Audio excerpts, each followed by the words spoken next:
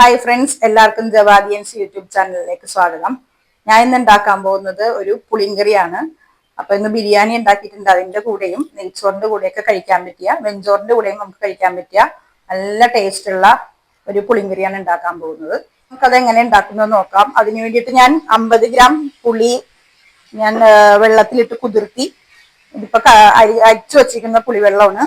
പിന്നെ കുറച്ച് ശർക്കര പാനിയാണിത്.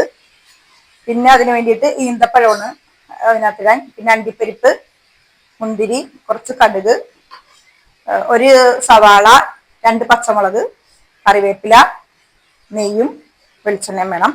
അപ്പൊ നമുക്ക് എങ്ങനെ ഉണ്ടാക്കുന്നത് നോക്കാം. ഒരു സ്പൂൺ അപ്പൊ പുളിങ്കറിക്ക് വേണ്ടിയിട്ടുള്ള ഒരു സ്പൂൺ നെയ്യ് ഒഴിക്കുകയാണ്. അതിലോട്ട് ഒരു സ്പൂണോളം വെളിച്ചെണ്ണ.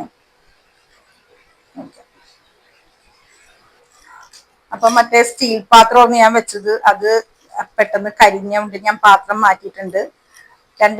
ഒരു സ്പൂൺ നെയ്യും ഒരു സ്പൂൺ വെളിച്ചെണ്ണ ഒഴിച്ചിട്ടുണ്ട്. അതിലോട്ട് കടുക് പൊട്ടിക്കയിടുവാണേ. ഒരു സ്പൂണോളം കടുക് ഇട്ടിട്ടുണ്ട്.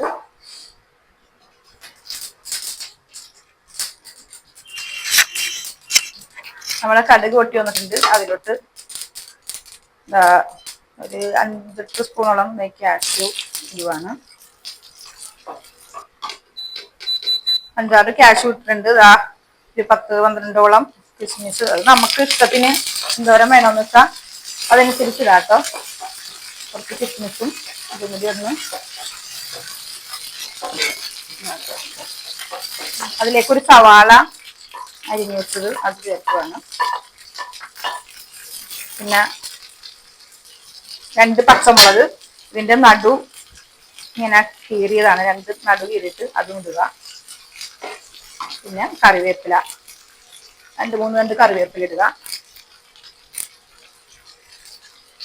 എല്ലാം കൂടി ഒന്ന് ബ്രൗൺ നിറാവണ വരെ നമ്മളൊന്ന് വഴറ്റിയെടുക്കണം. നമ്മുടെ സവാളയും പച്ചമുളകൊക്കെ നിറം മാറി അതിനകത്ത് 1 ടീസ്പൂൺ മുളക് പൊടി ഇടണം. അത് നേരത്തെ കാണിച്ചപ്പോ ഞാൻ വിട്ടുപോയതാണ് കേട്ടോ. മുളക് പൊടിയും ഇട്ട് കഴിഞ്ഞിട്ട് 1 കപ്പ് പുളി നമ്മൾ വെള്ളത്തിലിട്ട് പിഴിഞ്ഞു വെച്ച വെള്ളം 1 കപ്പ് അതും ഇതിനകത്തോട്ട് ആഡ് ചെയ്യുക. അതിലേക്ക് ഒരു 6-7 ഈന്തപ്പഴം അരിഞ്ഞു വെച്ചതാണ് അത് ഇടുക. പിന്നെ ഇതിലേക്ക് 1 കപ്പ് ശർക്കര പാനിയും കൂടി ഒഴിക്കുകയാണ്. ഇനി ഇതെല്ലാം കൂടി നന്നായിട്ടൊന്ന് തിളച്ച് കുറുകി വരണം. ഇതാ നമ്മുടെ പുളിങ്കറി കുറുകി നല്ല റെഡി ആയിട്ട് വന്നിട്ടുണ്ട്. ഇത് ട്രൈ ചെയ്യാത്ത ആൾക്കാർ തീർച്ചയായിട്ടും ട്രൈ ചെയ്ത് വെക്കണം. നല്ല ടേസ്റ്റുള്ള പുളിങ്കറിയാണ്. വാളംപുളിയും ഈന്തപ്പഴവും ശർക്കര പാനിയൊക്കെ ഇട്ട് റെഡിയാക്കിയത്.